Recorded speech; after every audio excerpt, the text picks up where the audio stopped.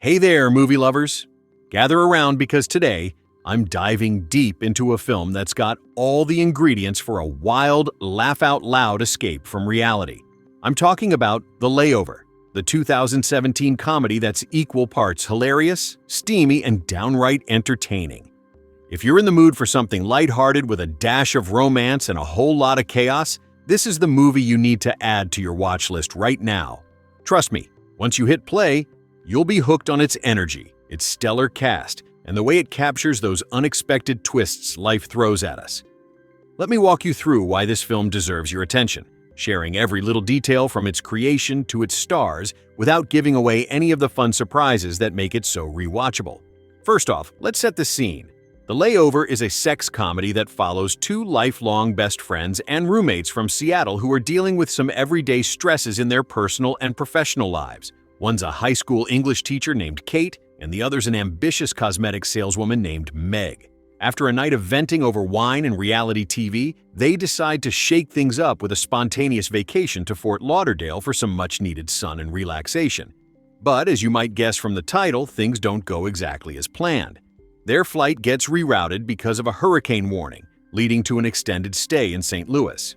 What unfolds is a whirlwind of encounters, mishaps, and that classic tension between friendship and attraction, all wrapped in themes of personal growth and the bonds that hold us together. It's the kind of story that reminds you how a simple detour can turn into the adventure of a lifetime, and it's delivered with sharp wit and plenty of heart. No spoilers here, but let's just say it's packed with those relatable moments where plans go awry and the real fun begins. Now, what makes this movie pop off the screen? It's the incredible cast, starting with the two leading ladies who bring so much charisma and chemistry to their roles. Alexandra Daddario plays Kate Jeffries, the grounded, bookish type who's trying to navigate her life with a bit more excitement. You might know Daddario from her breakout role in Percy Jackson and the Olympians' The Lightning Thief back in 2010, where she played Annabeth Chase, or from her intense performance in True Detective alongside Woody Harrelson and Matthew McConaughey. She's got those striking blue eyes and a natural talent for blending vulnerability with strength, which she honed in films like San Andreas with Dwayne Johnson and Baywatch with Zac Efron. In The Layover, she shines as the more introspective friend, adding layers of humor and relatability that make you root for her every step of the way. Born in New York City in 1986, Daddario comes from a family with legal backgrounds. Her dad was a prosecutor, and her mom a lawyer. But she caught the acting bug early, studying at the Professional Children's School and later at Marymount Manhattan College. She's not just a pretty face, she's a versatile actress who's tackled horror in Texas Chainsaw 3D, drama in The Choice, and now comedy here, proving she's got range for days. Opposite her is Kate Upton as Meg, the bold go-getter cosmetics rep who's all about seizing the moment. Upton burst onto the scene as a model, gracing the covers of Sports Illustrated swimsuit issue in 2012 and 2013, where she was named Rookie of the Year and then cover model. Born in Michigan in 1992 and raised in Florida, she transitioned into acting with roles in Tower Heist and The Other Woman, alongside Cameron Diaz and Leslie Mann. In The Layover, Upton brings her larger-than-life personality, blending sex appeal with comedic timing that's spot on. She's married to baseball star Justin Verlander, and they've got a family now, but back in 2017, this role showed her stepping up as a leading lady in film. Her energy bounces off Daddario's perfectly, creating that best friend dynamic that's the heart of the movie. Then there's Matt Barr as Ryan, the handsome guy who catches their eye during the trip. Barr's got that charming all-American vibe, known for roles in One Tree Hill as Psycho Derek, Hellcats as Dan Patch, and more recently in Walker as Hoyt Rollins. Born in Texas in 1984, he studied acting in London and has a knack for playing charismatic characters with depth. In this film, he adds the perfect spark to the mix, keeping things lively without overshadowing the female leads. Supporting the main trio is a fantastic ensemble. Matt L. Jones plays Craig. You remember him as Badger from Breaking Bad or from Mom as Baxter. His comedic chops are legendary, and here he brings that awkward, hilarious energy that's become his trademark. Rob Corddry is Principal Stan Moss. He's a veteran actor from Cedar Cove and Ballers, always delivering solid performances. Kal Penn portrays Anuj, famous for Harold and Kumar Go to White Castle, House, and even a stint in the Obama administration as a public engagement associate. Penn's multicultural background, born to Indian immigrant parents in New Jersey in 1977, adds authenticity to his roles, and he's also an author and producer. Molly Shannon as Nancy is pure gold. She's the SNL alum behind Mary Catherine Gallagher, with credits in Superstar, Never Been Kissed, and the other two. Her over-the-top style fits right into this comedy. Michael Binyar plays Shahar, known for voice work in Transformers and roles in Deadpool. Rourke Critchlow is Roger, from Days of Our Lives and Pretty Little Liars. John Cassini as a character brings his experience from Blackstone and Continuum. Jennifer Cheon Garcia, billed as Jennifer Cheon, plays Genevieve, with credits in The 100 and Van Helsing. Alvin Sanders as a superintendent, Angela Moore in a small role, Joe Mullen, Lindsay Sells, Mary Black as an elderly woman, Carrie Genzel as a buyer, Emma Day, David McKay, Joseph Huffman, Carolyn Adair, Brian Kreutz, Brian Kowalski, Camille Merrill, Neil McDonald, Adele Van Donsel, Dean Redman, Eric Gibson as Demarius, Emmy Annika, Joe Nunez. The list goes on, each adding their unique flavor to the film's vibrant world. Behind the camera, the director is none other than William H. Macy, a name that carries serious weight in Hollywood. Born in 1950 in Miami, Macy's an Academy Award nominee for Fargo in 1996, where he played the hapless Jerry Lundegaard opposite Frances McDormand. He's won Emmys for Shameless, where he stars as Frank Gallagher, and has directed episodes of that show plus films like Rudderless in 2014. Macy's directing style here is straightforward and fun, focusing on the characters' interactions and the comedy's timing. Interestingly, he was originally set to star in The Layover too, but he doesn't appear on screen. He's all about guiding the vision from the director's chair. His experience as an actor helps him draw out the best from his cast, making the film feel authentic and lively. The screenplay comes from David Hornsby and Lance Krull. Hornsby, born in 1975, is best known as Rickety Cricket from It's Always Sunny in Philadelphia, which he also writes for. He's married to actress Emily Deschanel, and his writing here infuses the script with that sharp, irreverent humor. Lance Krull, born in 1970, is a comedian and producer behind The Lance Krull Show and Free Radio. Together they crafted a story that's raunchy yet heartfelt, drawing from classic comedy tropes but updating them for a modern audience. Production-wise, this film came together quickly and efficiently. It was announced on March 25, 2015, as a road trip sex comedy with Macy directing and potentially starring. Producers Keith Charvel through Unified Pictures and Aaron L. Gilbert via Braun Studios led the charge, with additional executive producers like Jason Kloth, Adam F. Goldberg, known for The Goldbergs TV show, Erica Hampson, and others, including Tyler Zacharia, Dale Rosenthal, David Gendron, Alexandra Whitland, Kelly Morrell, and Andrew Pollack. The production companies involved were Unified Pictures, Braun Studios, and Creative Wealth Media Finance. Filming kicked off in early May 2015, primarily in Vancouver, British Columbia, which stood in for Seattle scenes, along with actual shooting in St. Louis, Missouri for the layover sequences and parts of Florida to capture that vacation vibe. They wrapped principal photography by mid-June 2015, just a month and a half later. Talk about a tight schedule.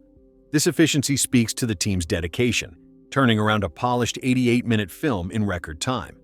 While the exact budget isn't publicly disclosed, it's one of those modestly produced indies that focuses on talent over massive effects. The investment paid off in creating a sleek, entertaining package.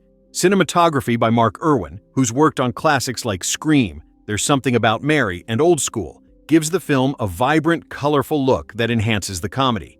Editor Wendy Green Brickman, with credits including Mean Girls and The Intern, keeps the pacing snappy. The music score by Leah Haywood, Rob Elmore, and Daniel James adds that upbeat, fun soundtrack with songs that perfectly match the film's energetic tone. One cool behind-the-scenes tidbit. Originally, Leah Michele from Glee was cast as one of the leads alongside Upton, but scheduling conflicts led to her departure, and Daddario stepped in on April 24, 2015. That swap brought a fresh dynamic, and the rest of the cast filled out quickly with Cordry, Penn, Barr on May 7th, and Jones soon after. Filming in Vancouver included urban scenes, while St. Louis provided authentic airport and hotel vibes, and Florida added those sunny exteriors. The team even wrapped at the Boca Resort in Florida, celebrating the end of production there. When it came to release, The Layover hit DirecTV Cinema first on August 3, 2017, giving fans an early streaming option, followed by a limited theatrical run in the US on September 1, 2017, through Vertical Entertainment. It's rated R for language throughout, sexual content, and some drug material, so it's definitely for mature audiences who appreciate adult humor. Running at a crisp 88 minutes, it's the perfect length for a movie night. Not too long, not too short, just right for diving into the laughs without dragging. Reception-wise, let's be real, critics weren't kind. On Rotten Tomatoes, it sits at 0% approval from 18 reviews, averaging 2.1 out of 10, and Metacritic gives it a 15 out of 100 based on 7 critics, calling it overwhelming dislike. Reviewers like Ben Kenigsberg from the New York Times noted its focus on competition over a man, while Richard Roper from the Chicago Sun-Times compared it to a bad airport layover and questioned some performances. Roger Ebert's site called it alternately sentimental and raunchy, aiming for Bridesmaids vibes but falling short. IMDb users rate it 4.8 out of 10 from about 18,000 votes, with some praising the cast's appeal and others criticizing the script. But here's why you shouldn't let that stop you. Not every great watch is a critic's darling. Think about films like The Other Woman or Bad Moms. They're crowd pleasers designed for fun, not Oscars. The Layover has that same vibe. It's got cult potential for those who love raunchy comedies with heart. Audience scores on platforms like Letterboxd show mixed but enthusiastic takes, with fans loving the chemistry and escapism. In a world full of heavy dramas, this is pure entertainment, and sometimes that's exactly what you need. Why should you watch The Layover? Because it's a reminder that life and movies don't have to be perfect to be enjoyable. The cast alone is worth it. Daddario and Upton's friendship feels real, Barr's charm is magnetic, and the supporting players like Shannon and Penn steal scenes with their timing. Macy's direction keeps things moving with clever visuals and dialogue that pops. It's a film about shaking off the routine, embracing the unexpected, and laughing at the absurdity of it all. Whether you're watching with friends, on a date, or solo with popcorn, it'll leave you smiling. Plus, in today's streaming era, it's easy to find on platforms like Netflix, Amazon Prime, or rental services. Grab it and see for yourself. Let me tell you a bit more about the themes without spoiling anything. The movie explores how friendships evolve under pressure, the thrill of spontaneous decisions, and the humor in romantic entanglements. It's set against backdrops that feel lived in. The Seattle apartment where the friends bond, the airplane where fates collide, the St. Louis hotel that's a character in itself with its quirky staff and amenities. The Florida dream vacation looms as a goal, symbolizing escape, but the real story is in the detours. The script cleverly weaves in modern touches like social media nods, career frustrations, and that universal feeling of needing a break. Diving deeper into the production team, Keith Kiarvil as producer has a track record with films like A Single Shot and Rudderless, focusing on character-driven stories. Aaron L. Gilbert from Bronze Studios has backed hits like Joker and The Mule, showing his eye for talent. The executive producers bring diverse backgrounds. Jason Cloth from Creative Wealth Media has financed Ghostbusters Afterlife, while Adam F. Goldberg infuses his comedic sensibility from TV.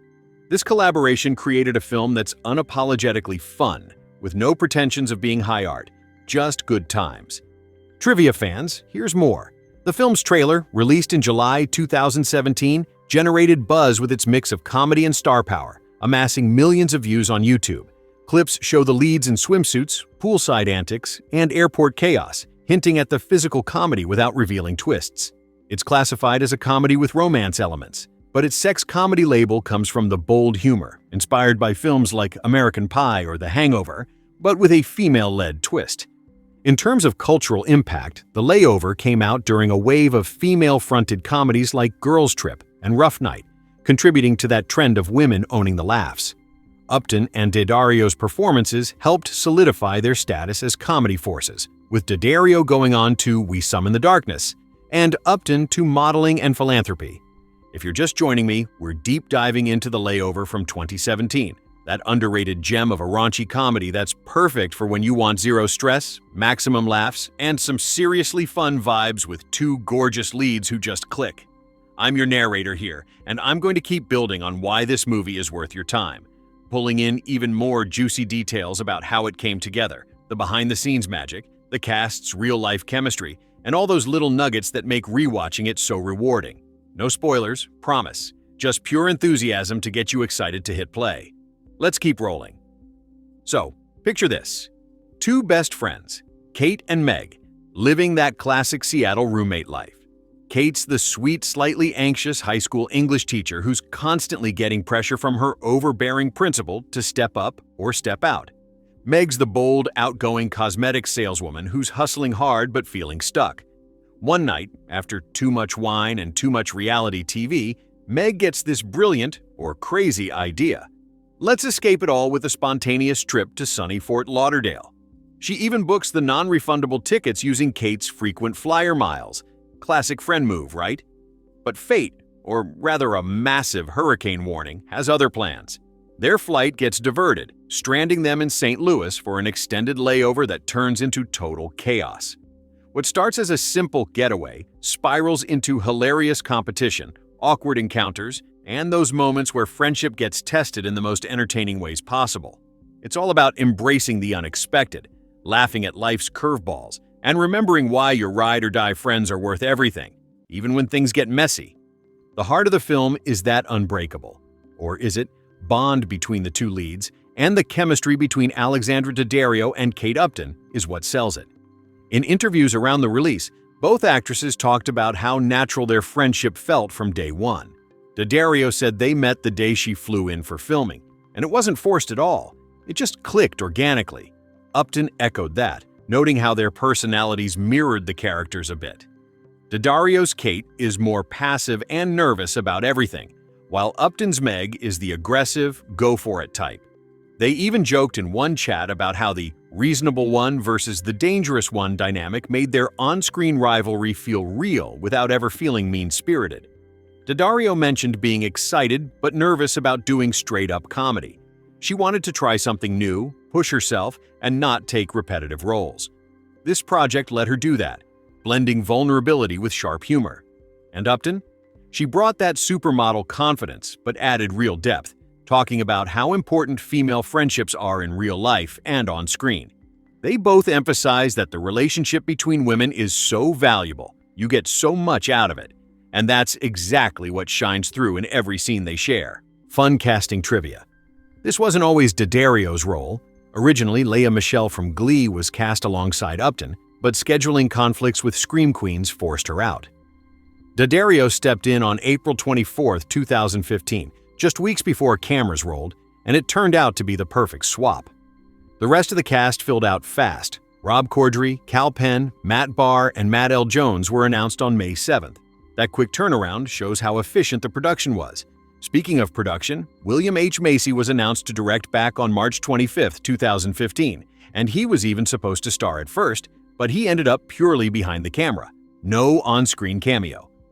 Macy, fresh off directing his debut Rudderless in 2014, brought his actor's eye to guide the performances.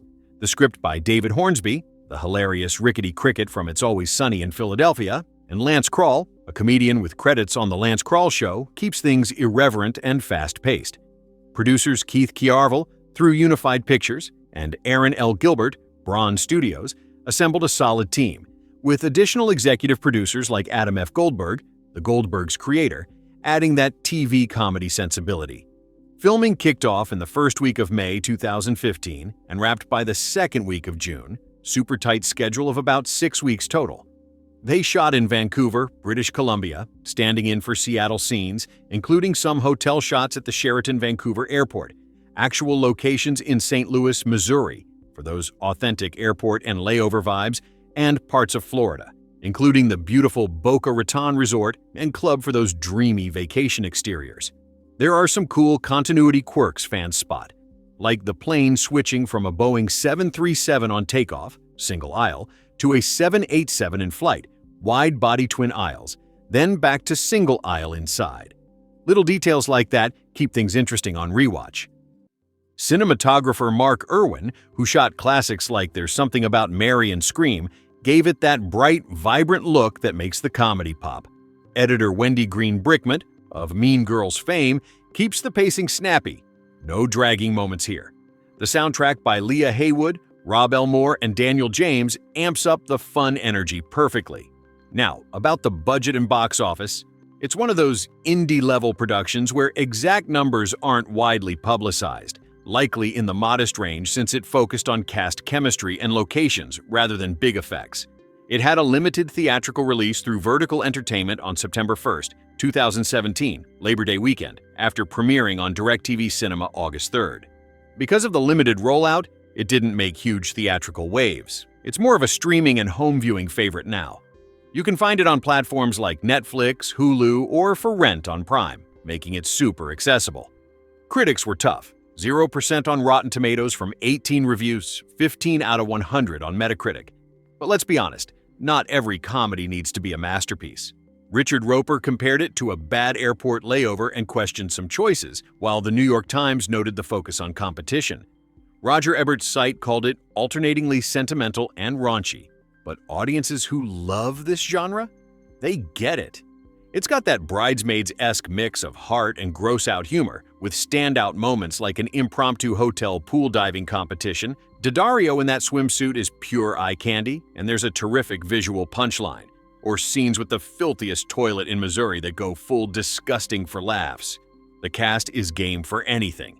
Shannon's over-the-top energy, Penn's hotel manager, Jones as the persistent Craig, Cordry as the annoying principal, all add flavor. What makes it rewatchable is the escapism. In a world of heavy stuff, this is light, steamy, silly fun. It's rated R for language throughout, sexual content, and some drug material, so it's for adults who appreciate bold humor. At 88 minutes, 1 hour 28, it's the ideal length. Quick, punchy, no filler. Trivia lovers. The film teases reconciliation between the friends multiple times, only for pettiness to win out again, building that delicious tension. Ryan, Matt Barr, is that classic guy who thinks he's honest but conveniently leaves out facts. Perfect for comedy. And the whole all is fair in love and war vibe questions whether the prize is even worth the drama. We're still rolling with The Layover, that 2017 comedy that's like the perfect guilty pleasure watch when you just want to kick back, laugh at some over-the-top antics, and enjoy two incredibly charismatic leads owning the screen. If you haven't seen it yet, stick with me because I'm about to drop even more reasons why this film's worth your time, plus some extra behind-the-scenes scoop, fun facts, and visual vibes to get you pumped. No plot twists spoiled, just building the hype so you can dive in feeling like you already know the crew. Let's talk about those iconic moments that make the movie so memorable without giving anything away. There's this hilarious impromptu diving competition at the hotel pool that turns into pure chaos. It's one of those scenes where the physical comedy lands perfectly, and the visual punchline is gold. The leads are totally committed, splashing around and bringing that competitive energy that's equal parts silly and steamy. And then there's the infamous, filthiest toilet in Missouri bit. It's gross-out humor done right, the kind that has you cringing and cracking up at the same time. These set pieces keep the momentum going, making the 88-minute runtime fly by like a short, sharp vacation you didn't know you needed. Speaking of visuals, imagine the bright, sunny Florida dream scenes contrasting with the grounded, chaotic St. Louis layover. It's all captured beautifully thanks to cinematographer Mark Irwin, who knows how to make every location pop with color and energy. The pool scenes especially stand out. They're fun, flirty, and showcase why Alexandra Daddario and Kate Upton were the perfect casting choices. Diving deeper into the production, filming kicked off right at the beginning of May 2015 and wrapped super fast by the second week of June, so about 6 weeks total. They used Vancouver, British Columbia, for a bunch of the Seattle and hotel sequences, including some at the Sheraton Vancouver Airport, then headed to actual St. Louis, Missouri, for the authentic layover and airport feels. Parts of Florida rounded it out, with the wrap party happening at the gorgeous Boca Raton Resort and Club. One fun location note, there's a hot air balloon scene shot in East St. Louis, Illinois. And yeah, eagle-eyed viewers spot the plane continuity goof. The takeoff shows a Boeing 737, single aisle, but the in-flight exterior switches to a 787, wide body with twin aisles, then back inside to single aisle. It's one of those classic movie mistakes that becomes trivia gold on rewatches. From interviews, Alexandra Daddario shared how excited and a bit nervous she was about jumping into straight comedy. She wanted to push herself beyond her usual roles. She flew in, met Kate Upton the very first day, and their friendship clicked instantly, feeling organic and not forced at all. Daddario mentioned how her character's nervousness mirrored her own a little, while Upton brought that bold, go-for-it attitude that matched Meg perfectly. They both talked about how valuable real female friendships are and how the movie celebrates that even amid the rivalry. Upton described Ryan as that guy we've all dated who thinks he's never lying but just conveniently leaves out facts. And she was quick to add that Matt Barr is nothing like that in real life. The whole cast gelled fast, with cameos and supporting roles from pros like Molly Shannon, Kal Penn, and Matt L. Jones, adding that extra layer of hilarity. Budget-wise, it's one of those smart, low-key indie productions. No exact public figure, but clearly modest compared to blockbusters, focusing on talent, locations, and sharp writing instead of CGI explosions. It premiered on DirecTV Cinema August 3, 2017, giving early access to subscribers, then hit limited theaters September 1st, Labor Day weekend, through Vertical Entertainment. Because of the rollout, it didn't rack up huge box office numbers. It's more of a streaming favorite now, easy to find on Disney+, Hulu, or rental spots. That VOD-first strategy was common for comedies like this back then, letting it find its audience without massive marketing spends. Even with the harsh critic scores, 0% on Rotten Tomatoes from a small batch of reviews, 15 out of 100 on Metacritic, the film has its defenders who love it for what it is: unpretentious, raunchy fun with heart. It's in that sweet spot of adult comedies like The Other Woman or Bad Moms, not aiming for awards, just aiming to make you laugh and feel good. Fans on places like Letterboxd appreciate the cast's commitment and the escapism. More trivia gems. The script teases reconciliation between the friends a bunch of times, only for pettiness to spark up again, keeping the tension deliciously high. The whole all's fair in love and war theme gets pushed to funny extremes. And originally, Lea Michele was set to star with Upton, but Scream Queen's scheduling got in the way. Daddario stepped in last minute on April 24, 2015, and the rest is history. We're not done yet with The Layover. This 2017 comedy keeps giving, and I've got plenty more to share to convince you it's the perfect pick for your next movie night. Whether you're looking for something light, flirty, chaotic, and just plain fun, this one delivers in spades. Let's keep unpacking why it's such an enjoyable escape, diving into more of the cast's contributions, the tone, the humor style, and why it's become a bit of a sleeper favorite for people who love unpretentious adult comedies.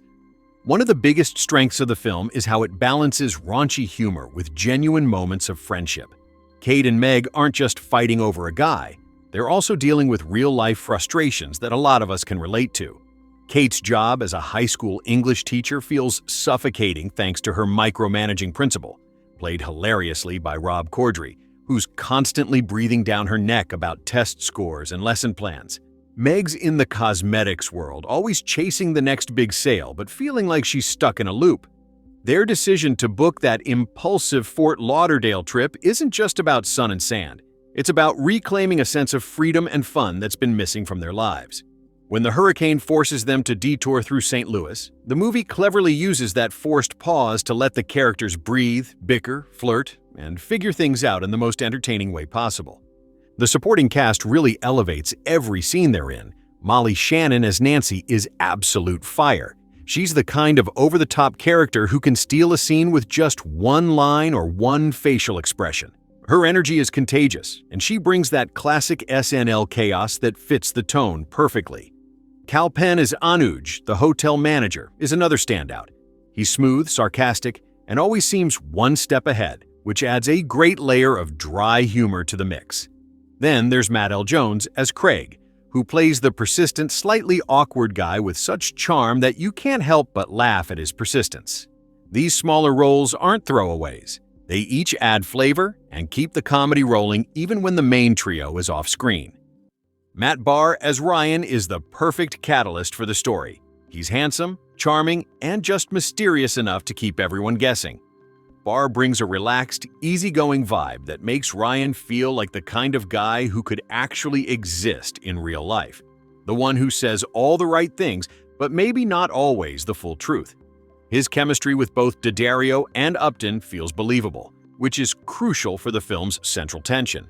It never feels forced or cartoonish. It's grounded enough that the rivalry feels real, even though the stakes are played for laughs. The tone of the movie is what sets it apart from a lot of other raunchy comedies. Yes, there's plenty of sexual humor, language, and some gross-out moments. That toilet scene still makes people wince and laugh at the same time. But there's also a surprising amount of warmth underneath. The friendship between Kate and Meg is never in real danger of breaking. They're just going through a messy, hilarious phase. The film never lets the competition overshadow the bond they've built over years of being roommates and confidants. That balance is tricky to pull off, but the script and the performances make it work. William H. Macy's direction keeps everything moving at a brisk pace. He doesn't linger too long on any one joke or moment, which is smart for a comedy of this length. Every scene has a purpose, either to advance the story, build tension, or deliver a laugh, and nothing feels wasted. The editing is tight, the music keeps the energy up, and the visual style is bright and inviting, especially in the Florida sequences that tease what could have been. Another thing that makes The Layover rewatchable is how quotable it is in small, sneaky ways. There are lines and exchanges that stick with you long after the credits roll. Little throwaway comments from the supporting characters, sarcastic one-liners from Meg, or Kate's deadpan reactions that hit just right. It's the kind of movie that gets better the second or third time because you catch more of the background gags and appreciate the timing even more. For anyone who's ever felt stuck in a routine, this film is like a mini vacation. It captures that feeling of wanting to break free, do something spontaneous, and just live a little, even if it means ending up in a random Midwestern airport hotel instead of a beach resort. The humor is bold, the cast is game for anything, and the whole thing has this infectious sense of why not? Energy that's impossible to resist. At 88 minutes, it's short enough to watch on a whim, but packed with enough laughs and heart to feel satisfying. It's rated R, so it's definitely for grown-ups who appreciate adult comedy without apology. And because it didn't get a huge theatrical push, it's flown under the radar for a lot of people, which makes discovering it now feel like finding buried treasure. The pacing is honestly one of its secret weapons. At just 88 minutes, the film never overstays its welcome. It hits the ground running with the friends' decision to book the trip, builds the tension quickly once they're stuck, and keeps throwing curveballs without ever feeling rushed or frantic. There's a natural rhythm to the comedy, quiet, awkward moments, quick banter, bigger set-piece laughs, and then it winds down in a satisfying way that leaves you smiling instead of exhausted. In a world where a lot of comedies drag on for 2 hours trying to justify their runtime, The Layover respects your time. That alone makes it perfect for a casual Friday night or a lazy Sunday afternoon. Another thing that ages really well is the friendship dynamic. Kate and Meg aren't perfect people. They're selfish sometimes, petty sometimes, insecure sometimes, and that's what makes them feel human. The movie never tries to make one of them the clear good guy and the other the villain. They're both flawed, both lovable, and both doing their best in a ridiculous situation. Watching them navigate jealousy, attraction, and old habits while still clearly caring about each other gives the film a surprising amount of emotional glue. It's not deep drama, but it's enough heart to make the laughs land harder. The adult humor is unapologetic and pretty broad, which is exactly what some people want from a raunchy comedy. There are dirty jokes, body humor, suggestive dialogue, and a few genuinely shocking visual gags, all delivered with a wink instead of trying to be shocking for shock's sake. It's the kind of humor that feels liberating because it doesn't pretend to be classy. It just says, yeah, we're going there and we're going to have fun doing it. If you enjoy films like Bad Moms, The Hangover, or Girls Trip, this sits comfortably in that same lane, just with a smaller budget and a more intimate story. William H. Macy's touch as director is subtle but noticeable. He comes from an acting background, so he gives the performers room to play. You can feel the trust he has in Alexandra Daddario and Kate Upton. They're not just posing or delivering lines, they're reacting to each other in real time, improvising little looks and beats that make the friendship feel lived in.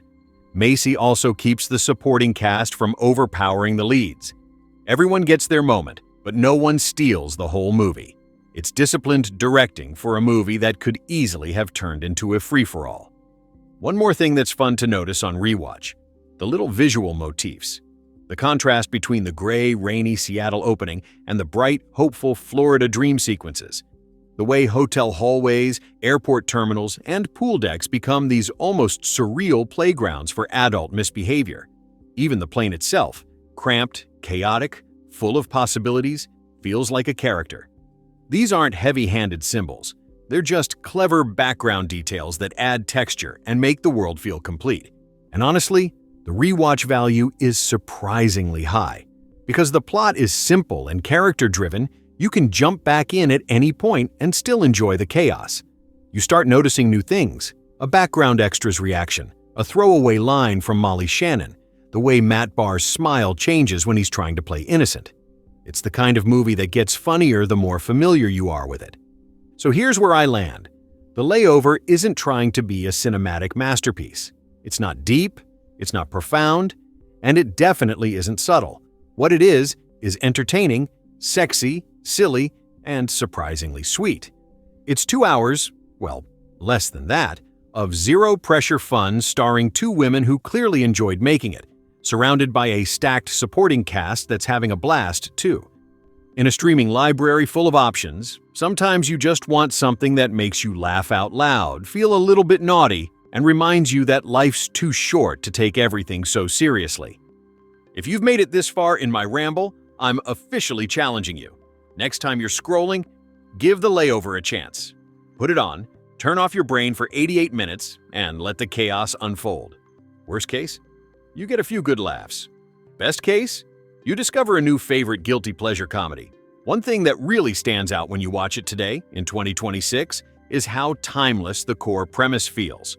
Two friends feeling stuck in life, deciding to escape for a weekend, only for everything to go hilariously wrong. That's not dated at all. People are still dealing with soul-crushing jobs, the pressure to have it all figured out, and the temptation to just book a flight and run away from it all. The fact that their big getaway gets derailed by a hurricane and turns into an unplanned adventure in a random city? That's peak 21st century chaos. It's relatable without trying too hard, and that relatability is what keeps people coming back to it, even though it didn't get the red carpet treatment when it came out. Another underrated element is the soundtrack. It's not one of those movies with a famous needle drop playlist everyone talks about, but the music choices are spot on. Upbeat, poppy tracks during the hopeful vacation planning scenes, a little more playful and mischievous during the hotel antics, and then some softer, almost sentimental beats when the friends are having their quieter moments. It never overpowers the dialogue, but it gently guides the mood, which is exactly what a good comedy score should do. Let's give a quick shout out to the writers again, David Hornsby and Lance Kroll. Hornsby's background in It's Always Sunny in Philadelphia is all over the script. That same willingness to lean into uncomfortable, slightly mean-spirited humor and then pull back just enough to keep you on the character's side. Lance Kroll brings his sharp comedic timing from sketch and improv work. Together they created a story that knows exactly how far it can push the raunchiness before it starts feeling cruel. That tightrope walk is harder than it looks, and they nailed it. If you're someone who loves movies where women get to be messy, flawed, horny, competitive, and still ultimately supportive of each other, this one is for you. It came out in a wave of female-led comedies, Girls Trip, Rough Night, Blockers, and while it didn't get the same spotlight, it deserves to sit proudly in that group. Alexandra Daddario and Kate Upton weren't just hired for their looks. Though, let's be real, they're stunning. They were hired because they can act, they can time a joke, and they can sell both the friendship and the rivalry without ever making it feel catty or cheap. Now, here's a little personal note from me as your narrator. Sometimes the movies that critics trash are the exact ones you need on a bad day. When life feels heavy, when you're tired of prestige dramas and endless think pieces, The layover is like a big, dumb, delightful hug. It doesn't ask you to analyze it. It just asks you to laugh, cringe a little, maybe blush once or twice, and enjoy the ride. So this is my final nudge. Next time your finger is hovering over Netflix, Hulu, Prime, or wherever you stream, search for The Layover. Put it on, dim the lights, maybe pour a glass of whatever Kate and Meg were drinking in that opening scene. Let the 88 minutes wash over you. Let yourself laugh out loud at the ridiculousness. Let yourself root for both women even when they're being petty. And when it's over, you'll probably feel a little lighter. One of the quiet joys of The Layover is how perfectly it captures that specific feeling of being in your late 20s or early 30s when everything feels like it's supposed to be figured out. But nothing really is. Kate's teaching job is stable but soul-draining, with a principal who treats her like she's still in high school herself. Meg's sales gig has her constantly performing, smiling through rejection, chasing commissions that never quite feel worth the effort. Their friendship has survived years of shared apartments, late-night talks, and bad breakups, yet they're both quietly terrified that if they don't shake things up soon, this is it. This is the rest of their lives. So when Meg impulsively books the Fort Lauderdale getaway using Kate's miles, it's not just about a vacation, it's almost desperate. It's a scream into the void saying, "We're still young, we're still fun, let's prove it before it's too late." And then the universe laughs and drops a hurricane on their plans, rerouting them to St. Louis, turning their escape into an even bigger test of who they really are when the fantasy falls apart. That underlying anxiety mixed with the absurdity of their situation gives the comedy an extra emotional kick that you don't always get in this genre. What's beautiful about the way the story unfolds is that the humor never feels mean-spirited toward the characters themselves. Sure, they make terrible decisions, say awful things to each other in the heat of the moment, and get caught up in petty games, but the film always keeps one foot in empathy. You're laughing at the ridiculousness of the situation, not at them being broken people. When Kate gets flustered or Meg gets overly competitive, it's played for laughs, but you never stop liking them. You understand why they're acting out, because they're scared, because they care too much. Because sometimes the only way to deal with feeling small is to make everything around you feel bigger and messier. That's a tough balance to strike in a raunchy sex comedy, and credit goes to Daddario and Upton for selling it so completely. Their performances carry real warmth, even in the most outrageous scenes. Let's talk a bit more about the tone, because it's one of those movies that feels like it could have gone off the rails at any moment, but somehow stays on track. It's crude, it's sexy, it's occasionally gross, but it's never cynical. There's an almost old-school rom-com innocence underneath all the R-rated stuff, like the filmmakers are winking at you while still believing in the possibility of connection, friendship, and maybe even love. It reminds me a little of the early 2000s comedies that weren't afraid to be vulgar, but still had a soft center. Think There's Something About Mary meets The Sweetest Thing, but updated for the mid-2000s with stronger female leads and a touch more self-awareness. The movie knows it's ridiculous, it knows the stakes are low, and it leans into that ridiculousness with total confidence. That self-assured silliness is infectious. You can't help but relax into it after the first 10 minutes. Another layer worth mentioning is how the film quietly comments on modern dating and attraction without ever turning into a lecture. Ryan isn't some evil player or a perfect prince. He's just a guy who's attractive, attentive, and really bad at full honesty. The way both women respond to him says more about their insecurities and desires than it does about him. Kate wants someone who sees her as more than the responsible one, while Meg wants someone who matches her energy and isn't intimidated by her boldness. Their competition isn't really about winning Ryan. It's about proving something to themselves. And the movie never judges them for that. It lets them be horny, jealous, immature, and still ultimately decent human beings. In 2026, when we're still having endless conversations about how women are allowed to be portrayed on screen, The Layover feels refreshingly straightforward. These women get to be messy, sexual, competitive, funny, and flawed, and the film loves them for all of it. The production design and little details also deserve a nod. The St. Louis Hotel isn't glamorous. It's functional, slightly dated, with that weird mix of corporate blandness and random charm that so many mid-tier airport hotels have. The rooms feel real, The hallways echo a little too much. The pool area looks like it hasn't been renovated since the 90s. Those choices ground the fantasy and make the chaos feel lived in rather than manufactured. When the characters are running around in swimsuits or arguing in bathrobes, it doesn't look like a glossy photo shoot. It looks like two friends who packed for Florida and ended up somewhere completely different. That authenticity makes the comedy hit harder because you can imagine it happening to people you know. At this point, if you're still reading or listening, you're probably either sold or you're thinking, okay, this guy really loves this movie. And you're right, I do. Not because it's perfect, not because it changed cinema, but because it's honest about being a fun, dumb, sexy, sweet escape. In a streaming world overflowing with content that tries to be important or viral or algorithm-friendly, The Layover just wants to make you laugh for an hour and a half and maybe feel a tiny bit better about your own messy life. That's a small, beautiful thing. So here's the challenge. Ashwani, and anyone else who's made it this far, the next time you're in the mood for zero stakes, maximum enjoyment, search for The Layover. Put it on when the day's been long, when you don't want to think too hard, when you just want to smile and occasionally cackle at the screen. Let Alexandra Daddario and Kate Upton carry you through the chaos. Let Molly Shannon pop in and steal every second she gets. Let the whole ridiculous detour remind you that sometimes the best stories happen when the plan falls apart. That's my very long, very heartfelt wrap-up on this one. I've poured everything I've got into hyping this underrated comedy, and I really hope you give it a chance.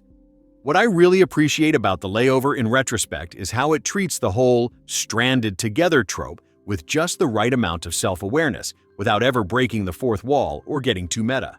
The hurricane diversion isn't some grand cosmic punishment. It's just bad luck, the kind of thing that actually happens to real people every travel season.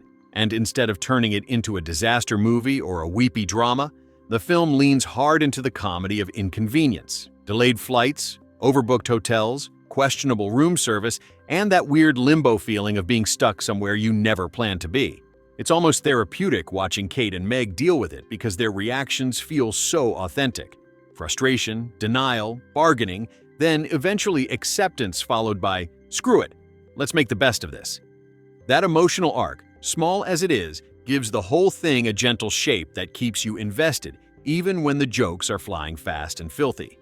The chemistry between the two leads really carries a lot of weight here, and it's worth lingering on because it's not the polished, perfect Hollywood friendship you sometimes get. It's a little prickly, a little competitive, full of inside jokes and old grudges that bubble up at the worst moments. Alexandra Daddario plays Kate with this wonderful mix of quiet intelligence and barely contained anxiety. She's the one who overthinks everything, who tries to be the responsible adult even when the situation is spiraling. Kate Upton's Meg, on the other hand, is all forward momentum. Loud laughs, big gestures, zero filter, the friend who drags you out of your comfort zone whether you like it or not. When those two energies collide in a tiny hotel room or a crowded bar, the sparks aren't just romantic. They're deeply platonic, too. You can feel the years of history in every eye roll, every sarcastic comment, every sudden burst of protectiveness. It's the kind of female friendship portrayal that doesn't need to be idealized to feel true, and that honesty is refreshing even in a movie that's otherwise pretty shameless about its raunchiness. Let's not forget how much the setting itself becomes part of the fun. St. Louis isn't glamorous. It's not Miami. It's not Vegas. It's not even close to the tropical paradise they were aiming for. It's a perfectly ordinary American city with chain hotels, sports bars, and that unmistakable Midwest politeness that somehow makes everything funnier when things go wrong. The film milks that contrast brilliantly. These two Seattle women, dressed for South Beach, suddenly navigating a place that feels like the exact opposite of escape. The pool is too small, the drinks are too weak, the vibe is too corporate, and yet they still manage to turn it into their own little circus. That grounded reality makes the wilder moments land harder because you believe these characters are actually stuck there, not just posing for the camera. The humor itself has this great mix of styles that keeps things from ever feeling one note. You've got the physical comedy, those pool antics, the awkward hallway run-ins, the verbal sparring, Meg and Kate trading barbs like old pros, the gross-out gags, That legendary toilet sequence still makes people gag laugh years later, and then these quieter, almost sweet exchanges that sneak up on you. It's never just one flavor, it's a buffet of comedy, and somehow it all works together without clashing. That variety is probably why people who like the movie tend to rewatch it multiple times. Each viewing lets you focus on a different layer of the joke pile. One more thing that's aged really well is the way the film handles attraction and desire without ever making it feel sleazy or exploitative toward the leads. Yes, there's plenty of skin, plenty of flirty tension, plenty of moments where the camera lingers exactly where you expect it to, but it always feels consensual, playful, and mutual. Both women are active participants in the chaos, not passive objects of the gaze. They're the ones driving the story, making the moves, taking the risks.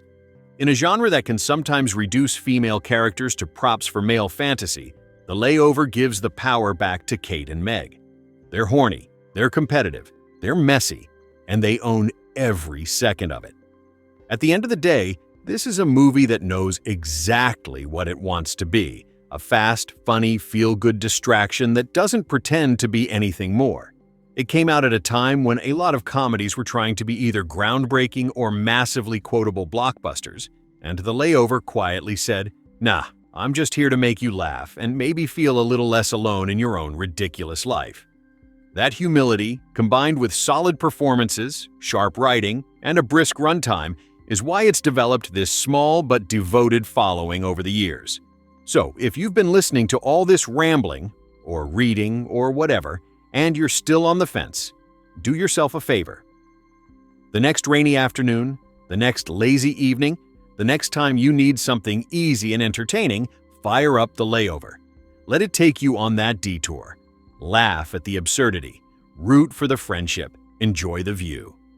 88 minutes later, you'll probably be smiling, maybe even texting your best friend to say, "We need to do something stupid soon." That's my promise to you. And with that, I think I've finally said everything I wanted to say about this underrated little gem, at least for now. If you watch it, please come back and share your thoughts. I'm dying to know which scene made you lose it, which line you quoted for days, or which character you related to the most. Something that hits different when you watch The Layover now, years after it came out, is how much it feels like a time capsule of a very specific kind of mid-2010s optimism mixed with low-key exhaustion. These two women aren't influencers, they aren't running side hustles, they aren't documenting every second of their lives for content. They're just regular people with regular jobs, regular frustrations, and a very human need to feel alive again. There's no TikTok montage, no viral moment they're chasing. They just want sun, cocktails, and a break from the grind. That simplicity feels almost nostalgic in 2026, when so much entertainment is about aspiration or performance. The film quietly reminds you that sometimes the most rebellious thing you can do is say, screw it to routine, book a cheap flight, and hope for the best, even when the best turns out to be a layover in a city you never wanted to visit. It's a small rebellion, but it's real, and watching Kate and Meg fumble through it feels oddly comforting because their messiness is so recognizably ours. The way the comedy escalates is another thing that keeps surprising me on repeat viewings. It starts small. Little digs, eye rolls, passive-aggressive comments about who gets the window seat, then slowly ramps up as the stakes get sillier and more personal. By the time you're in the thick of the hotel shenanigans, the jokes are landing faster, dirtier, and with more physicality, but it never feels like the movie is trying too hard to shock you. It earns every escalation because you've already bought into these characters and their bond. You know why Meg pushes Kate's buttons? You know why Kate finally snaps back? And you know that underneath all the pettiness is a friendship that's survived worse than a guy in swim trunks. That progression gives the film a natural buildup and release that a lot of bigger budget comedies miss. They go from zero to outrageous in the first act and then have nowhere left to go. Here, the escalation feels organic, almost inevitable, and that makes the big laughs hit so much sweeter. I also love how the movie uses silence and reaction shots as much as it uses dialogue. There are so many moments where Daddario or Upton just let their faces do the talking. A raised eyebrow, a slow blink, a barely suppressed smirk, And those tiny beats carry so much weight. It's proof that good comedy isn't always about the loudest line. Sometimes it's about the pause right after, the look that says everything the words don't need to. William H. Macy, coming from his own incredible acting career, clearly understood that and gave the performers space to breathe. You can feel that trust on screen, and it makes the whole thing feel more lived in, more human than a lot of slicker productions. Another quiet strength is how the film never lets the romantic subplot completely overshadow the friendship. Yes, Ryan is there. Yes, he's charming. Yes, the tension is delicious. But at no point does the movie suggest that landing the guy is the ultimate win. The real victory, the one the film is quietly cheering for, is Kate and Meg coming out the other side still talking to each other, still able to laugh at themselves, still choosing each other even after they've both acted like idiots. That's a message that lands harder the older you get. In your 20s, you might watch it for the flirting and the chaos. In your 30s or beyond, you start appreciating the deeper layer about how real friendships survive jealousy, insecurity, and bad decisions. It's not preachy, it's just there, woven into the fabric of every scene, and that subtlety is part of what makes the movie stick with you long after the credits roll. The whole package, 88 minutes of bright colors, sharp banter, steamy tension, gross-out gags, and genuine heart, feels like the perfect palate cleanser. It's not going to win Oscars, it's not going to start cultural conversations, and it's definitely not subtle. But it is honest about what it is, a fun, flirty, filthy little escape hatch when life feels too serious. In a streaming sea of endless options, that kind of clarity is rare and honestly refreshing. So, if you've been riding along with me this entire time, if you've listened to every rambling paragraph and you're still here, I'm officially passing the torch. The next time you need something that requires zero emotional labor, zero deep analysis, just pure, uncomplicated entertainment, search for The Layover. Let it play. Let it take you on that ridiculous, unexpected detour. Laugh until your sides hurt. Smile at the ridiculousness of it all.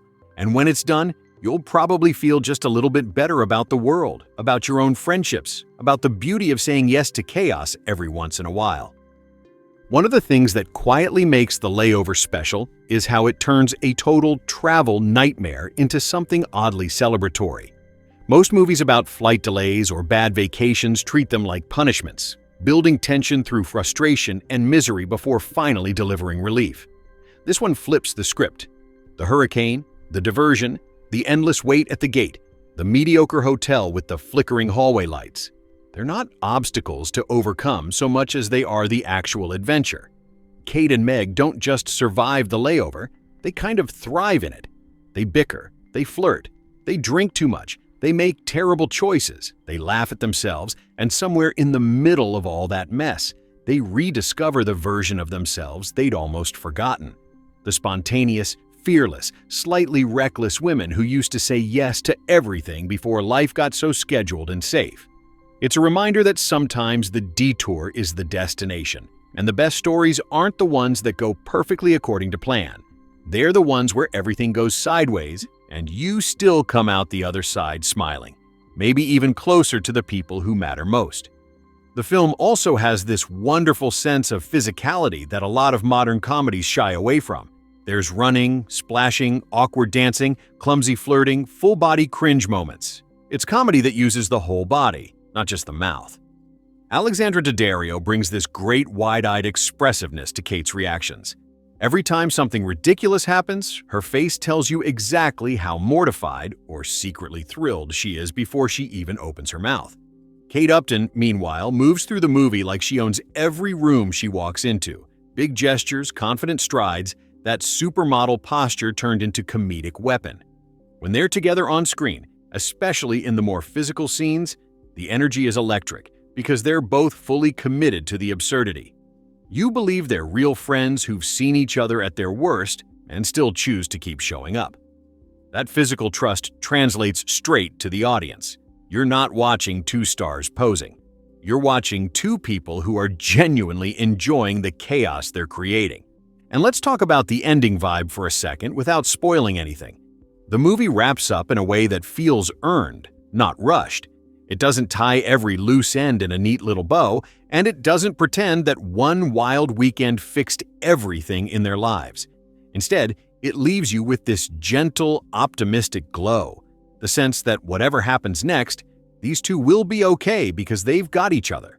They've laughed too hard, fought too dirty, and cared too much to ever really walk away. That bittersweet but hopeful close is the perfect landing for a film that spent its whole runtime reminding you how messy, complicated, and beautiful real friendships can be. It's not cynical, it's not saccharine, it's just honest. And that honesty lingers long after the credits finish. In the end, The Layover is the movie equivalent of a spontaneous road trip with your best friend. A little chaotic, a little uncomfortable, occasionally embarrassing, frequently hilarious, and ultimately unforgettable. It's proof that you don't need a massive budget, groundbreaking effects, or a star-studded awards campaign to make something people want to watch again and again. You just need good writing, great performances, a director who trusts his actors, and the courage to embrace the ridiculous without apology. So, if you've been with me from the very first word of this marathon review, and wow, you really have been patient, consider this my final heartfelt invitation. Next time you're scrolling through your watch list, feeling a little stuck, a little bored, a little in need of something uncomplicated and joyful, give The Layover its chance. Pour yourself something cold, turn off the overthinking, and let these two women take you on the most gloriously unnecessary adventure of the year. 88 minutes later, you'll probably be laughing to yourself, maybe even planning your own mini-escape, and definitely feeling grateful for the friends who'd go through a hurricane layover with you. What keeps drawing me back to The Layover more than anything is the sheer, unpretentious joy it takes in being exactly what it is. In an era when so many comedies feel like they're auditioning for critical acclaim or trying to say something important about society, this one just shrugs and says, "Nah, I'm here to make you giggle, blush, cringe, and maybe feel a tiny bit seen." It's refreshingly ego-free. The characters aren't trying to be role models, the jokes aren't trying to be cleverer than you, and the whole story isn't trying to teach a grand life lesson. It's simply about two women who love each other fiercely, who sometimes act like idiots when attraction gets involved, and who somehow manage to come through the other side still holding hands, figuratively and maybe literally. That lack of agenda makes the film feel like a breath of fresh air every single time. You don't have to analyze it, defend it, or justify liking it. You can just enjoy it, plain and simple, and that kind of permission is rare and beautiful. The way the movie handles female desire is another quiet triumph that deserves more credit. Kate and Meg aren't punished for wanting what they want. They're not shamed for being competitive or sexual or impulsive. The film lets them chase the spark, make bold moves, get messy, and still walk away with their dignity and friendship intact. There's no moralistic finger-wagging, no "they should have known better" lecture at the end. Instead, there's just acceptance. Yeah, people get horny and jealous and ridiculous sometimes, and that's okay. It's part of being alive. In 2026, when we're still unpacking so many layers of how women are allowed to express desire on screen, The Layover feels like a little time capsule of freedom. It doesn't preach empowerment, it just shows it in action, casually, confidently, and with a lot of laughter along the way. I also can't stop thinking about how perfectly the runtime serves the story. 88 minutes is short by today's standards, but it's exactly right.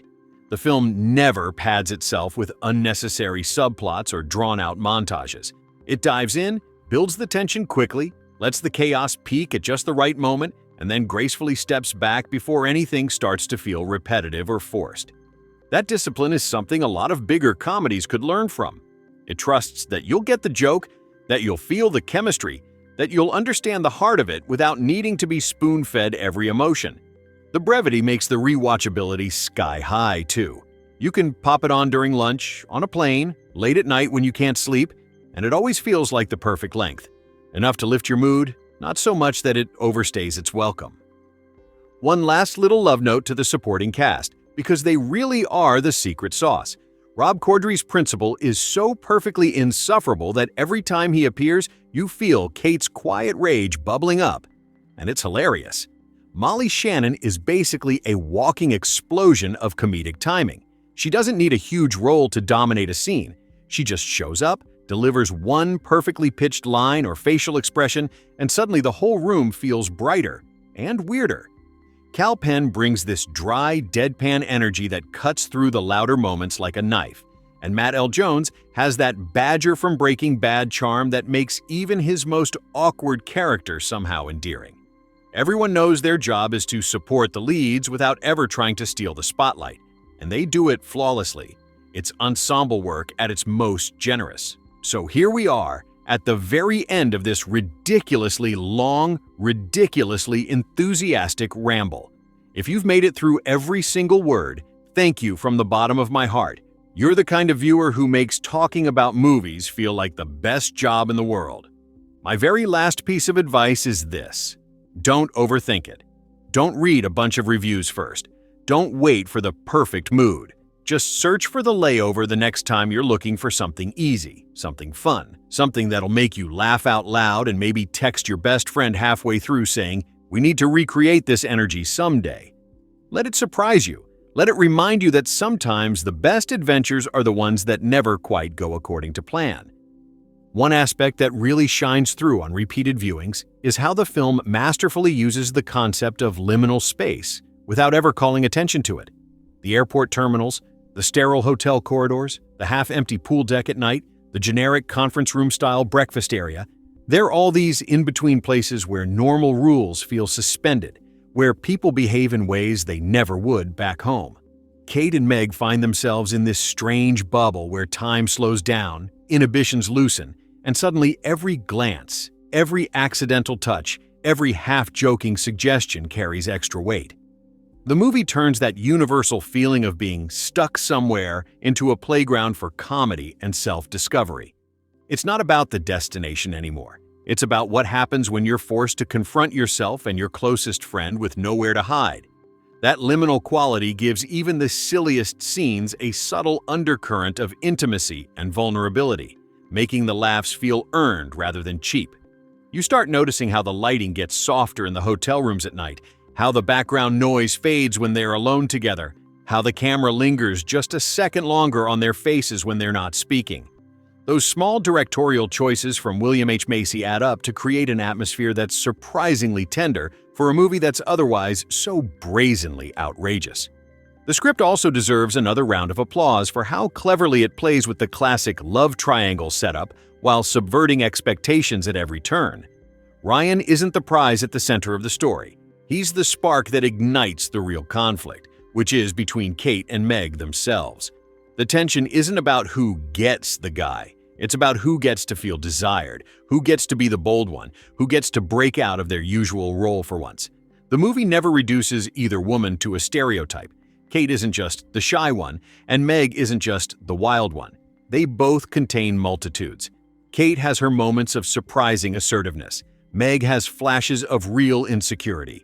And the script lets those contradictions breathe. That nuance keeps the competition from ever feeling mean or one-sided. You're never fully sure who you're rooting for because, deep down, you're rooting for both of them, and for their friendship to survive the storm they've created. It's a mature take on female rivalry that most raunchy comedies never bother attempting, and it makes the whole thing feel smarter than it has any right to. Another thing that keeps surprising me is how well the physical comedy holds up in an age when so many films rely on quick-cut editing to hide weak gags. The Layover lets its slapstick breathe. When someone slips, when someone dives awkwardly into the pool, when someone gets stuck in an embarrassing situation, the camera doesn't cut away immediately. It lingers, it watches the full cringe unfold, and that commitment to the discomfort makes the payoff so much funnier. Alexandra Daddario's wide-eyed panic and Kate Upton's full-body commitment to the ridiculousness sell every beat. There's a trust between the actors and the director that you can feel. Nobody's afraid to look foolish, and that fearlessness is contagious. You end up laughing harder because you're not just watching jokes, you're watching people fully inhabiting the absurdity. And that's a rare, wonderful thing. At its core, this is a movie about permission. Permission to be messy, permission to want things badly, permission to laugh at yourself when you make a fool of yourself chasing those wants. In a world that often demands we present polished, curated versions of ourselves, The Layover says it's okay to fall flat on your face, sometimes literally, to compete a little too hard, to drink one too many cocktails and say something you might regret tomorrow, And more importantly, it says that real friendship can weather all of that. The film never lets the chaos break the bond. It only tests it, bends it, stretches it, and ultimately proves how strong it really is. That's the quiet magic at the heart of the whole thing. A reminder that the people who stick around through your worst, most embarrassing moments are the ones who matter most. So here we are again, still talking about this delightful, underrated gem, because I truly believe it's one of those movies that finds its perfect audience when someone needs it most. If you're feeling a little stuck, a little bored, a little in need of something that doesn't ask you to think too hard but still leaves you feeling good about life, friendships, and the beautiful ridiculousness of being human, The Layover is waiting for you. It's short, it's sweet, it's spicy, it's silly, it's surprisingly heartfelt, and it's just plain fun. What continues to fascinate me about this film is how gracefully it dances on the edge of chaos without ever falling into pure mean-spiritedness.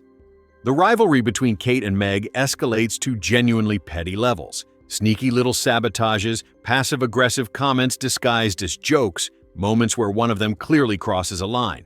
And yet, the movie never lets you hate either of them. You feel the sting of their actions, you wince when they hurt each other, but you also understand exactly why they're doing it.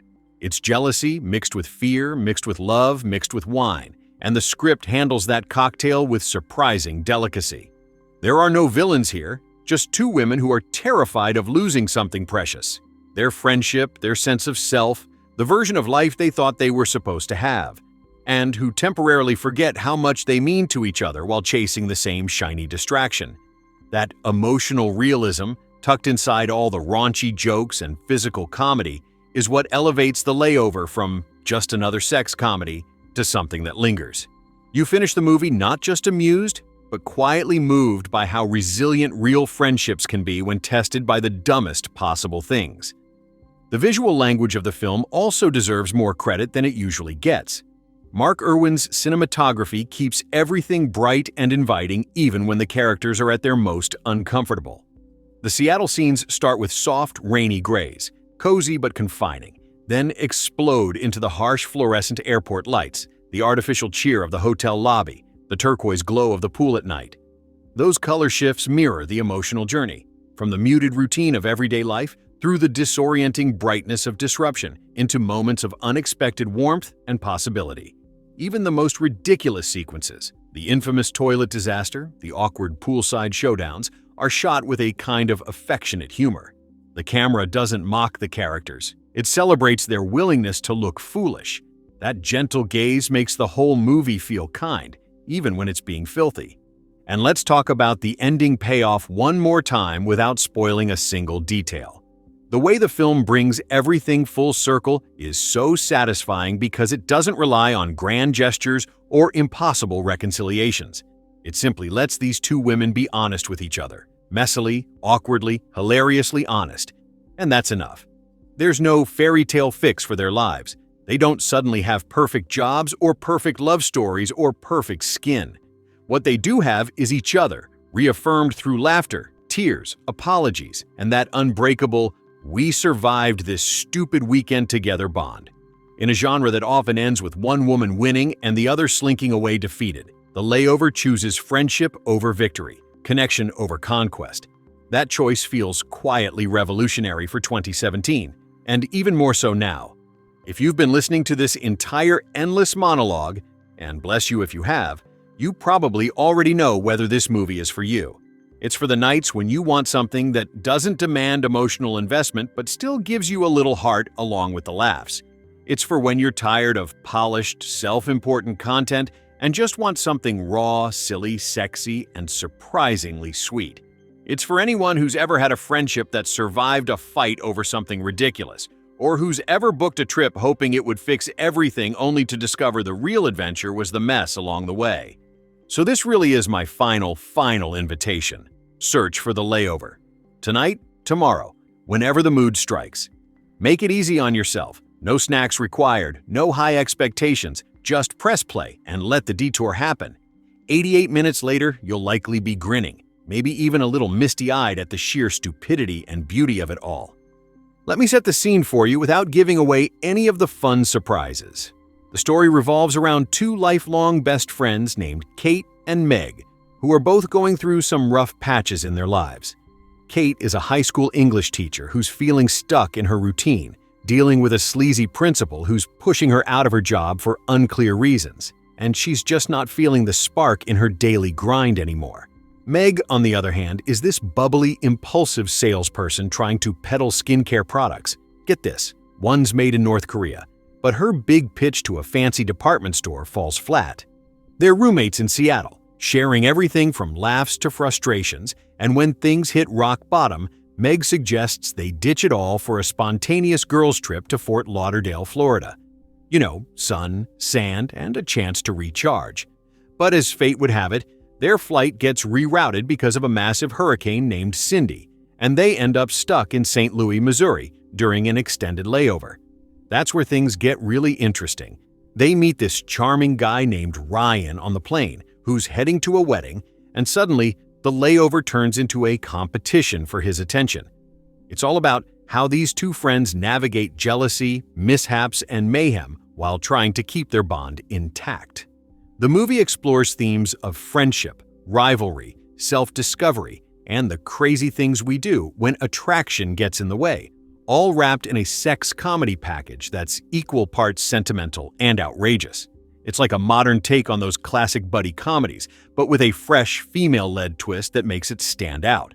Now, what makes this film so watchable? For starters, the cast is phenomenal, a mix of rising stars and seasoned pros who bring so much energy to the screen. Leading the pack is Alexandra Daddario as Kate Jeffries. You might know her from her breakout roles in things like the Percy Jackson series, where she played Annabeth Chase, or her intense performance in True Detective alongside Woody Harrelson and Matthew McConaughey. She's got those striking blue eyes and a natural charisma that makes her perfect for playing the more uptight, responsible friend who's secretly yearning for some adventure. In The Layover, she nails the balance between vulnerability and comedic timing. Her reactions to the escalating chaos are gold. Then there's Kate Upton as Meg, the wilder, more carefree counterpart. Upton, famous for her modeling career, she was on the cover of Sports Illustrated swimsuit issue multiple times, including being named Rookie of the Year in 2011 and cover model in 2012, 2013, and 2017. Steps into acting here with real gusto. This wasn't her first film role. She'd appeared in Tower Heist with Ben Stiller and Eddie Murphy, and The Other Woman with Cameron Diaz and Leslie Mann. But The Layover gives her a chance to shine in a lead spot. She's all about that ditzy, impulsive vibe, but with a heart of gold, and her chemistry with Daddario feels authentic, like they've been friends forever. It's that dynamic that drives the movie. You root for them even when they're at each other's throats. Opposite them is Matt Barr as Ryan, the handsome firefighter who's caught in the middle. Barr's got that all-American charm. He's been in shows like One Tree Hill as Psycho Derek and Hellcats with Ailey Michalka, plus films like Parkland with Zac Efron. Here, he plays the straight man, literally and figuratively, true to the women's antics, bringing a grounded, likable presence that makes the rivalry believable. You can't help but see why both women are drawn to him. He's polite, adventurous, and has this easygoing smile that lights up the screen. Supporting the trio is a stellar lineup. Matt L. Jones plays Craig, this quirky jewelry salesman they encounter, and if you recognize him, it's probably from his role as Badger in Breaking Bad or as Baxter in Mom with Anna Faris. He's got impeccable comedic chops and adds some hilarious side moments. Rob Corddry is Principal Moss, Kate's smarmy boss. You know him from Ballers with Dwayne Johnson or Iron Man 3 as one of the president's aides. His sleazy demeanor sets up Kate's motivation perfectly. Cal Penn pops in as a Nuge, a helpful character they meet along the way. Penn's famous for Harold and Kumar Go to White Castle, House MD as Dr. Lawrence Kuttner, and even served in the Obama administration as Associate Director of Public Engagement. He brings a witty, deadpan humor that's spot on.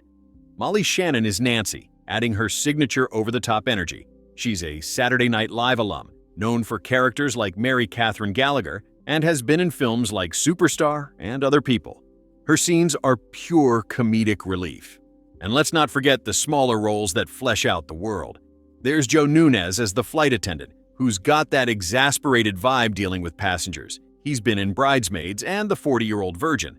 Rourke Critchlow plays Roger, John Cassini is Chuck, Jennifer Cheon Garcia, billed as Jennifer Cheon, is Genevieve, Emmy Anake is the cab driver, John Destry is the sketchy guy at the jewelry store, Jenna Ann Johnson voices the pilot, Jason Simpson is another voice role, Joey Basicki is Tommy, Eric Gibson is Student 1, Jack Donnelly is a student, Brian Kreutz is the Spitball Kid, Mary Black is the meek woman at the airport, Carrie Genzel is the airline employee, Carolyn Adair is a dancer/jeweler, Ronald Patrick Thompson is the airport traveler, and there's even a cameo-like feel from Michael Benyere as Shahar. Each of these actors adds layers to the scenes, making the airport, hotel, and road trip feel alive and bustling. Behind the camera, this film is helmed by William H. Macy, and let me tell you why that's such a big deal. Macy is a legendary actor. Think Frank Gallagher in Shameless, where he earned multiple Emmy nominations, or his Oscar-nominated role as Jerry Lundegaard in Fargo by the Coen brothers. But The Layover marks his second directorial feature after Rudderless in 2014, which was a musical drama about grief and redemption starring Billy Crudup and Anton Yelchin. Macy brings an actor's eye to directing, focusing on character interactions and timing the comedy just right. He doesn't appear in the film himself, which was a smart choice to keep the focus on the leads. In interviews, Macy has talked about how much fun he had directing this, especially working with the cast to amp up the physical comedy and dialogue. He collaborated closely with the producers, including Keith Charvel from Unified Pictures. They worked together on Rudderless 2, and Aaron L. Gilbert from Bronze Studios. Other producers include Jason Cloth from Creative Wealth Media Finance, Alan J. Stitt, Tyler Jackson, Kelly Morrell, David Gendron, Alex Taylor, and Patricia Cox, who helped with financing. The executive producers list is stacked. Lance Kroll, David Hornsby, who also wrote the script, Adam F. Goldberg, Corey Morell, Liz Destro, Tamara Baza, Dale Alexander Carnegie, and more. It's a testament to how many people believed in this project. The screenplay comes from David Hornsby and Lance Kroll, who crafted this as a sex comedy with road trip elements. Hornsby is known for his acting in It's Always Sunny in Philadelphia as Cricket, the deranged priest, and he's written for shows like that too. Kroll has a background in comedy sketches and produced things like The Joe Schmo Show. Together they wrote a script that's sharp, dialogue-heavy, and full of escalating absurdities. Think Bridesmaids meets The Hangover, but with a female friendship at the core. They avoid cliches by giving the women real agency and depth, making their rivalry feel organic rather than forced. Production-wise, filming kicked off in the first week of May 2015 and wrapped up by June 2015. That's a tight 6-week schedule, which shows how efficient the team was. Locations were key to bringing the story to life. They shot in Vancouver, British Columbia, which stood in for Seattle and some Florida scenes. It's a common filming hub because of tax incentives and versatile sets. The hotel scenes, where a lot of the layover action happens, were filmed at the Sheraton Vancouver Airport Hotel. Then they moved to actual St. Louis, Missouri to capture that authentic Midwest feel. Think the Gateway Arch, the airport chaos, and local spots that add realism. Parts of Florida were used too, probably for the intended vacation vibes, though the story shifts away from there. The cinematography by Mark Irwin is crisp and vibrant. He's a veteran who's worked on classics like Scream, There's Something About Mary, and even RoboCop 2. He captures the confined spaces of planes and hotels with dynamic shots that heighten the comedy, using wide angles for slapstick moments and close-ups for emotional beats. Music plays a big role in setting the tone. The score is by Rob Cairns and Leah Haywood, blending upbeat pop tracks with quirky underscores that match the film's energy. Songs like I Wanna Dance with Somebody by Whitney Houston pop up in fun montages, and there's original music that keeps things lively. The editing by Wendy Green Brickman, who's cut films like Mean Girls and The Intern, keeps the pace snappy at just 88 minutes, or 1 hour and 28 minutes runtime. It's rated R for language throughout, sexual content, drug use, and brief nudity, so it's definitely for adults who enjoy raunchy humor without it being over-the-top gross. Now about the budget. Interestingly, it's not publicly disclosed in detail, which is common for independent films like this. But given the scale, mid-level stars, limited locations, and a quick shoot, it's estimated to be in the low to mid-millions, probably around $5 to $10 million, focusing on talent and practical effects rather than big CGI. The production companies involved include Unified Pictures, which handled a lot of the logistics, Bronze Studios for co-financing, and Creative Wealth Media Finance. Distribution was handled by Vertical Entertainment, who specialize in indie releases. The release strategy was smart for a film like this. It premiered on DirecTV Cinema on August 3, 2017, giving it a video-on-demand push before hitting limited theaters on September 1, 2017, right over Labor Day weekend. That allowed it to reach home viewers first, building buzz. Internationally, it rolled out on various platforms, including Netflix in some regions where it's still available. Box office-wise, since it was limited release, playing in select theaters, the grosses weren't blockbuster numbers. Domestic earnings were modest, with no exact figures widely reported, but it made its mark more through streaming and home video. DVD and Blu-ray sales followed, with reports suggesting steady performance in the comedy genre. Reception has been mixed, which is part of what makes it intriguing. On IMDb, it sits at a 4.8 out of 10 from over 18,000 ratings, with fans praising the cast's appeal and laughs, while critics point out it's formulaic.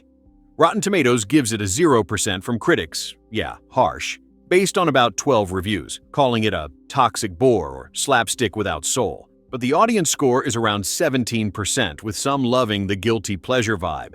Roger Ebert's site gave it 1 star, saying it's alternately sentimental and raunchy, aiming for Bridesmaids but falling short. Den of Geek called it an 88-minute bore that doesn't do justice to its talent. But hey, not every movie needs to be a critical darling. Sometimes you just want escapism, and The Layover delivers that in spades. User reviews often highlight the chemistry between Daddario and Upton, with one saying it's a raunchy comedy that doesn't overstay its welcome, and another noting the beautiful leads make it worth watching. Trivia time, because every good movie has behind-the-scenes gems. Originally, Lea Michele from Glee was cast as one of the leads, but she had to drop out due to scheduling conflicts with her TV work, and Alexandra Daddario stepped in, which turned out to be a perfect fit. Michelle was coming off New Year's Eve in 2011, so this would have been her big return to features. Another fun fact, there's a goof in the plane scenes. The interior shows a single-aisle aircraft, but exterior shots are of a Boeing 787, a wide-body twin-aisle plane. Classic movie mismatch. The film was meant to star William H. Macy too, but he focused on directing. Kate Upton did her own stunts in some physical comedy bits, showing her commitment. And the hurricane in the story? It's fictional, but it adds that real-world unpredictability feel. So why should you watch The Layover? In a world full of heavy dramas and superhero epics, this is a breath of fresh air, a quick, fun romp that celebrates female friendship with all its messiness. It's engaging because it reminds us that life throws curveballs, like layovers, and how we handle them with our besties defines us. The attractive cast, sharp wit, and vibrant settings make it visually appealing. And at under 90 minutes, it's perfect for a movie night without commitment. If you like films like Bad Moms, Rough Night, or The Hangover, this fits right in. It tackles modern themes like career burnout, toxic bosses, and the thrill of spontaneity, all while keeping things light. Plus, it's empowering. The women drive the story, not just as objects of desire, but as complex characters with agency. Imagine curling up with popcorn, laughing at the absurd situations, and feeling that warm glow of friendship triumph. That's The Layover. It's not pretending to be high art. It's pure entertainment. And in 2017, when it came out amid blockbusters like Wonder Woman and Spider-Man: Homecoming, it offered a niche alternative. Years later, it's gained a cult following on streaming for its quotable lines and meme-worthy moments. Let's keep rolling with the behind-the-scenes magic because that's where this film gets really interesting. William H. Macy, you know him, the guy who gave us one of the most iconic performances in Fargo and who spent years playing the chaotic Frank Gallagher on Shameless, decided to step behind the camera for this one. This was only his second feature as a director after Rudderless in 2014, which was a heartfelt musical drama about loss and music. So switching gears to a fast-paced, sexy road trip comedy? That's bold. In interviews around the release, Macy talked about how much he loved the script because it was grounded in real character dynamics. He said things like, "This is my humor," and joked about being crazy for women in a lighthearted way, But more seriously, he emphasized that the only real reason to make a movie is if it's a great story that needs telling. He highlighted how crucial casting was. He needed actors who could nail the timing, take risks, and keep everything feeling truthful, even amid the absurdity. Macy didn't even appear in the film himself, which was smart. He focused purely on directing. He found the experience more challenging than he expected. Comedy timing is tricky, especially with physical gags and escalating rivalries. But he loved working with the cast. He praised Alexandra Daddario for her fearlessness and how she always grounded her performance in honesty. He called Kate Upton a natural who brought real spark to her role, and he was thrilled with how organically their on-screen friendship developed. In one chat, he mentioned spotting early on that the chemistry between Daddario and Upton was going to carry the whole thing. It happened quickly, and it felt real, not forced. He encouraged everyone to take risks, drawing from his own fearless acting background, and it shows in the film's energy. Speaking of the leads, Alexandra Daddario stepped into the role of Kate after Lea Michele had to drop out due to scheduling conflicts with her TV work on Scream Queens. Michele was originally cast alongside Kate Upton, and this would have been her big return to features since New Year's Eve back in 2011. But Daddario came in, and honestly, it was a perfect swap. In press interviews, Daddario shared how excited she was to do a comedy. She wanted to show a lighter side after more intense roles like in True Detective. She was nervous about the comedic timing and the bathing suit scenes. She kept a sense of humor about it, saying it's all part of the job. But she loved how natural things felt with Upton. They met the day she flew in for filming, and their bond clicked immediately. No forcing it, just organic laughs and support. Daddario talked about how the friendship mirrored their real personalities a bit. Kate being more nervous and passive, Meg more aggressive and impulsive. She was thrilled with Macy's direction, saying he knows what funny is and always keeps it grounded. Kate Upton, making her mark in acting beyond modeling, brought that bold energy to Meg. In joint interviews, she and Daddario joked about the wild situations, with Upton noting how Meg is the one pushing boundaries while Kate hesitates. "We can't do that" kind of vibe. They both emphasized the fun of the shoot, even when things got chaotic, like dealing with props, weather stand-ins, or those physical comedy moments. Upton held her own, and fans often say her charisma makes the rivalry believable and entertaining. Now, production details. This was a quick, efficient shoot. Principal photography kicked off in the first week of May 2015 and wrapped by the second week of June, so about 6 weeks total. They filmed in multiple spots to capture the story's journey. A big chunk in Vancouver, British Columbia, which doubled for Seattle and some interior scenes. Vancouver's a go-to for tax breaks and versatile locations. The hotel where much of the layover mayhem unfolds? That was the Sheraton Vancouver Airport Hotel. Then they headed to St. Louis, Missouri for authentic airport, street, and Midwest vibes. Think real chaos at Lambert International Airport stand-ins and local spots that add grit. Parts of Florida were used too, probably for establishing shots or the intended sunny getaway feel, though the hurricane forces the detour. Cinematographer Mark Irwin, a pro who's shot everything from There's Something About Mary to Scream, kept it vibrant and dynamic, using tight shots for tension and wider ones for slapstick. The script by David Hornsby, you know him as Cricket from It's Always Sunny in Philadelphia, and Lance Krull is packed with sharp dialogue and escalating absurdity. They aimed for a female-led twist on buddy comedies like The Hangover or Bridesmaids, focusing on real insecurities, career frustrations, and how attraction can test bonds. Producers like Keith Kjarvel from Unified Pictures, who'd worked with Macy before, and Aaron L. Gilbert from Bronze Studios kept things moving. No official budget was ever publicly confirmed, typical for indies. But with the cast level, short shoot, and practical locations, it's widely estimated in the low to mid-single-digit millions. Maybe 5 to 10 million tops. It wasn't a blockbuster spend. It was about talent, comedy, and charm. Release-wise, it went straight to DirecTV Cinema on August 3, 2017 for that on-demand buzz, then hit limited theaters on September 1, 2017. Perfect timing for Labor Day weekend. Vertical Entertainment handled distribution, and it found a second life on streaming platforms like Netflix in various regions. Box office was modest due to the limited run, no huge numbers reported, but it performed steadily in home video and rentals, appealing to fans of light rom-coms. Reception? Yeah, it's polarizing. critics were tough. Rotten Tomatoes gave it a 0% from reviewers, based on around 18 reviews, with average scores around 2.1 out of 10, calling it formulaic or messy. Richard Roeper compared it to a bad airport layover, surprised Macy directed it.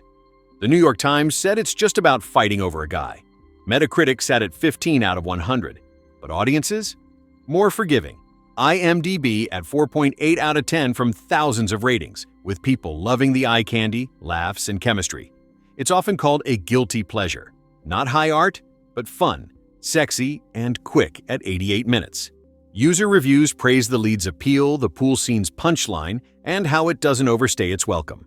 Trivia nuggets to make you appreciate it more. That plane goof, takeoff shows a single-aisle Boeing 737, but exterior flight shots are a wide-body 787, classic continuity slip. The hurricane is fictional, adding real unpredictability.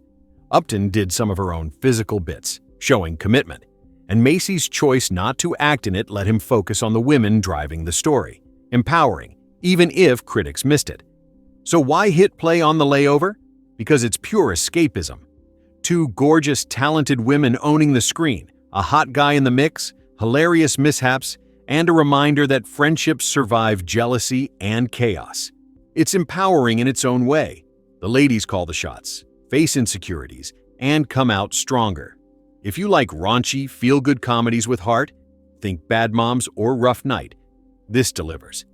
It's visually fun, stunning locations, vibrant colors, and short enough for a chill night. Let's circle back to William H. Macy for a second because his take on this project is fascinating. In interviews leading up to the release, Macy explained that he jumped at the chance because he loved the script's unexpected twists. He called it full of surprises that comedy really needs to stay fresh. He's a huge fan of slapstick and romantic comedies, and he wanted to bring his own sensibilities to it, blending that grounded, truthful acting style he's famous for into the directing. He said things like, "This is my humor," and even joked about being crazy for women in a playful way. But more seriously, he stressed that the core reason to make any movie is a great story that demands to be told. For him, this one had that spark. Real characters dealing with real frustrations, wrapped in wild, over-the-top antics. Macy also talked about how challenging directing comedy turned out to be, way more than he expected after his first film Rudderless, which was a dramatic musical. Timing the gags, keeping the energy high without letting it feel forced. It's tough. But he credited the cast for making it work. He described the four main players, Alexandra Daddario, Kate Upton, Matt Barr, and Matt L. Jones, as so appealing together that there was even a running joke on set about breeding them and selling the puppies because they were all so stunning and had this effortless vibe. He avoided getting his picture taken with them just to not feel out of place. He praised Kate Upton specifically as a natural fit for Meg. She's got that tomboy energy, a big bawdy laugh, she's game for anything, and she's got this iconic beauty that's sexy but approachable. For Alexandra Daddario, he said she came on late, after Lea Michele's scheduling conflict with Scream Queens, but it felt like Providence. She knows what's funny, she's fearless, and she always keeps things grounded and honest, which is a director's dream. Daddario herself echoed that in her press chats. She was super excited to do a comedy after heavier roles, and working with Macy was a huge draw. She called him someone who knows what funny is. She admitted to getting nervous about comedic timing and even the bathing suit scenes, but she kept a sense of humor about it all. The best part? Her friendship with Upton developed organically from day one. They met when Daddario flew in for filming, and it just clicked. No forcing it, just real laughs and support. That natural bond is what sells the whole best friends turned rivals dynamic so well.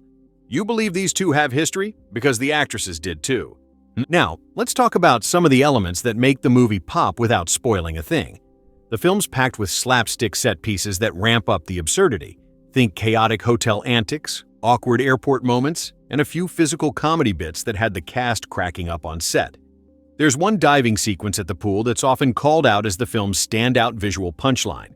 It's hilarious, perfectly timed, and plays perfectly into the rivalry without going overboard.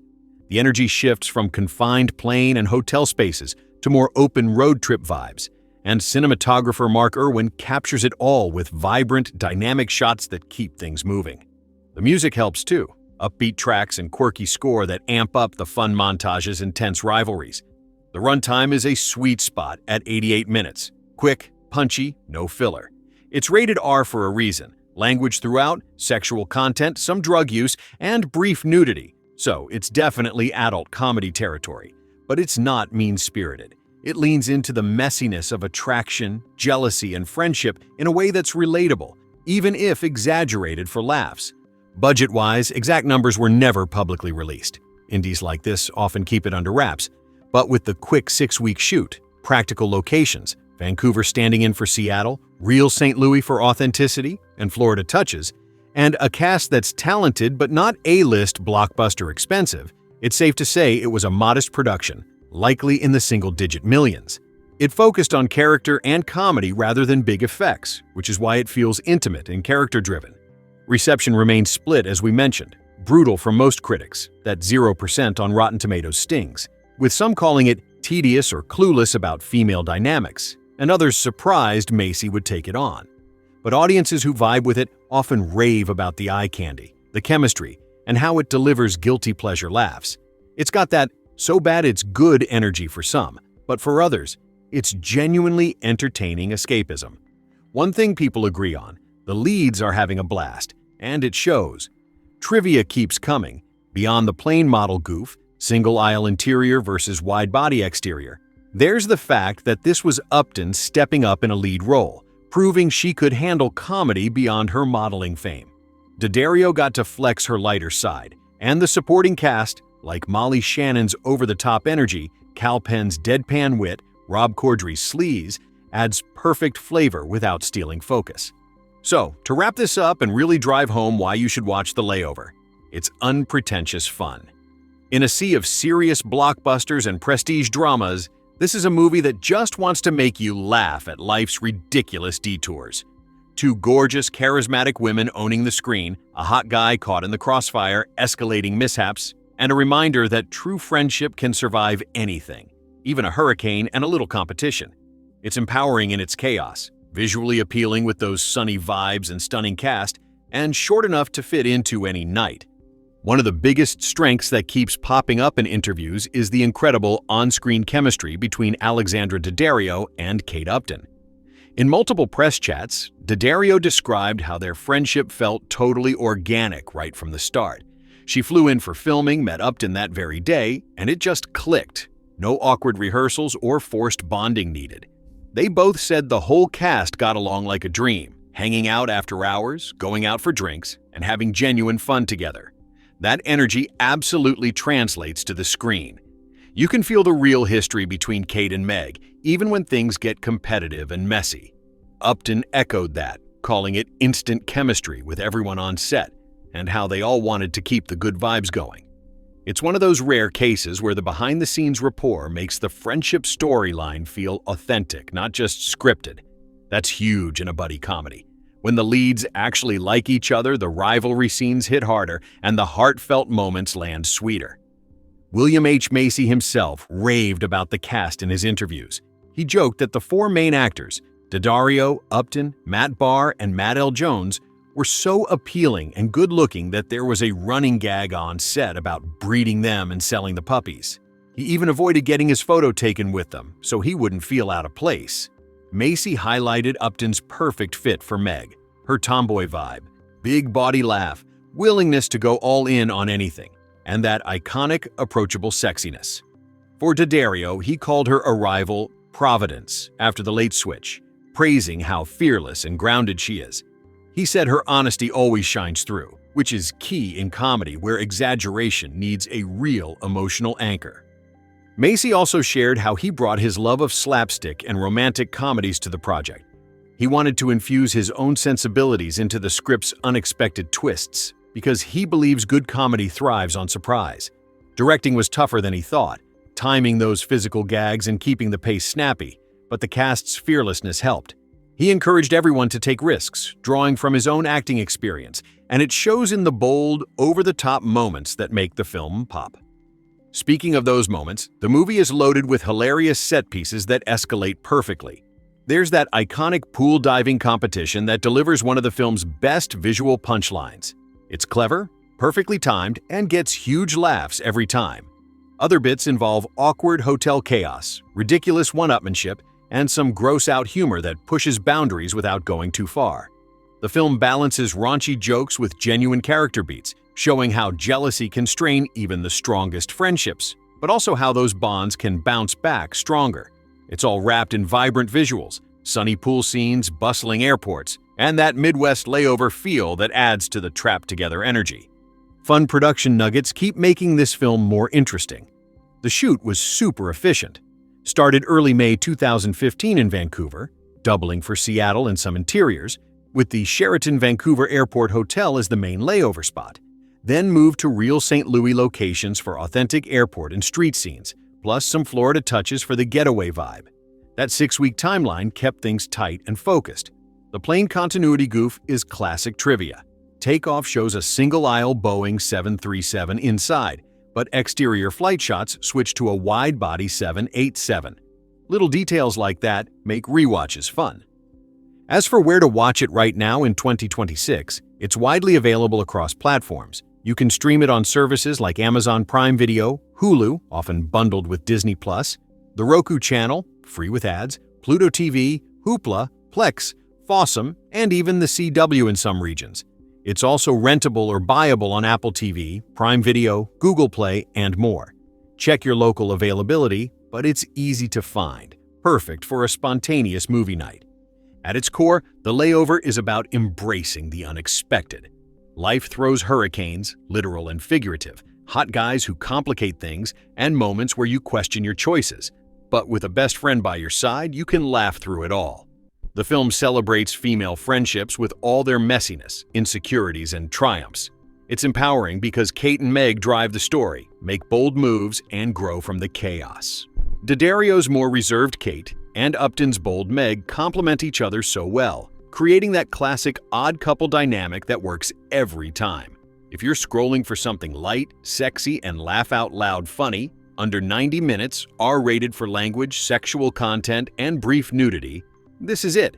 It's not winning Oscars, but it's not trying to.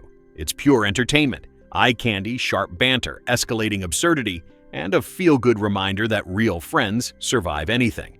So do yourself a favor, cue it up tonight, grab some snacks, hit play, and enjoy the ride. You'll probably end up smiling at the chemistry, cracking up at the mishaps, and maybe even thinking about planning your own spontaneous getaway.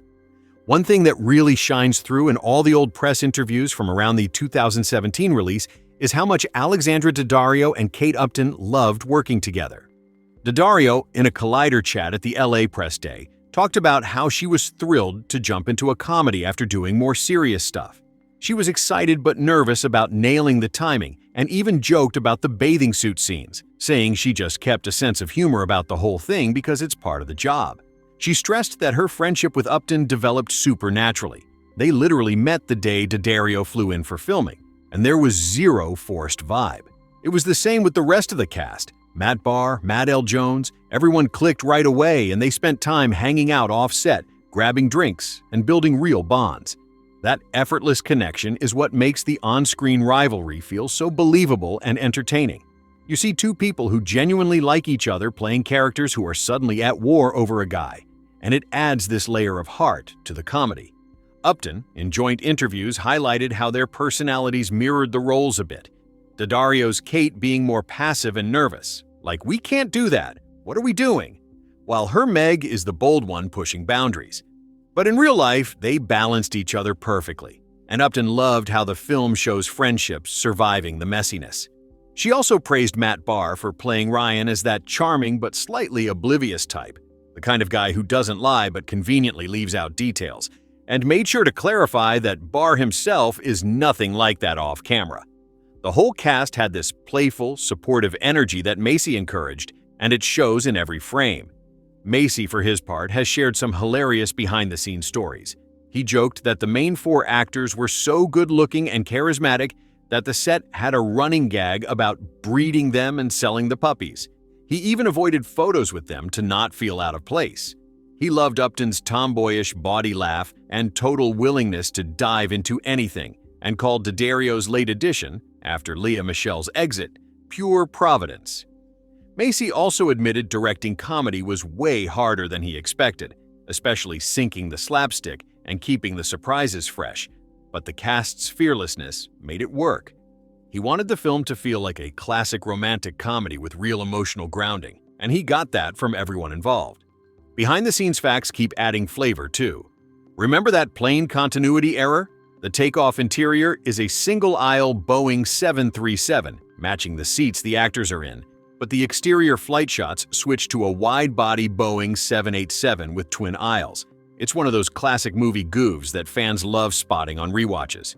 The shoot wrapped in just 6 weeks, bouncing from Vancouver, for hotel and Seattle stand-ins, to St. Louis, real airport and street authenticity, and some Florida bits, which kept costs down and energy high.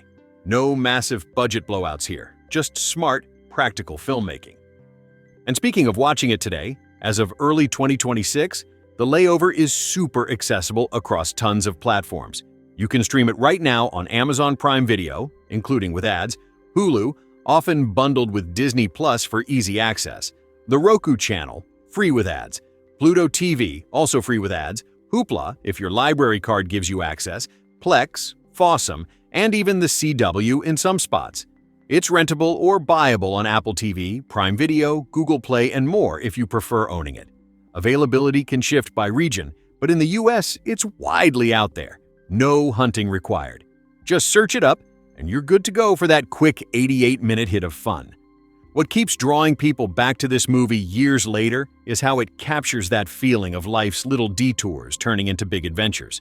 A hurricane reroutes your plans, a hot guy appears, jealousy flares up. But through it all, the friendship holds. It's raunchy, yes, Barr for language, sexual content, brief nudity. But it's also surprisingly sweet, with moments that remind you why best friends are irreplaceable. The pool diving scene? Still one of the film's sharpest, most memorable gags. Clever, visual, and perfectly executed.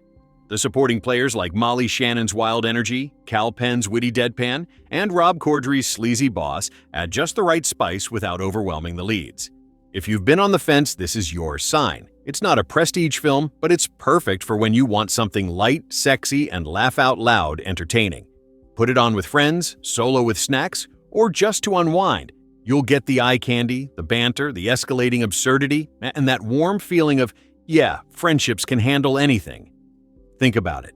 In 2017, we were getting bombarded with massive superhero films, prestige dramas, and high-concept blockbusters. But The Layover was this unapologetic, low-stakes, R-rated romp that just wanted to make you laugh at how ridiculous life can get when attraction, jealousy, and bad luck collide. It's the kind of movie you put on when you're exhausted from a long day, when you don't want to think too hard, when you just want to see two gorgeous, talented women trading barbs, pulling pranks, and navigating a hotel full of awkward situations while trying not to ruin their friendship. And the best part? It never pretends to be anything it's not. It knows exactly what it is, a guilty pleasure comedy with heart, eye candy, and enough slapstick to keep you grinning from ear to ear. That pool diving sequence? Still legendary. The way the camera lingers just long enough on the absurdity before cutting to the perfect reaction shot. It's comedy craftsmanship at its finest, and Macy clearly had a blast directing it. Another thing that keeps people coming back is how the film handles the friendship at its core. Kate and Meg aren't perfect. Kate's dealing with burnout and a toxic boss who's making her question her entire career. Meg's chasing dreams that keep blowing up in her face with those North Korean skincare pitches. But they're real. They bicker, they compete, they say things they probably regret. But underneath it all, there's this unbreakable loyalty that shines through. In a genre full of mean-spirited friends who tear each other down for laughs, The Layover actually celebrates the messiness of female friendship. You watch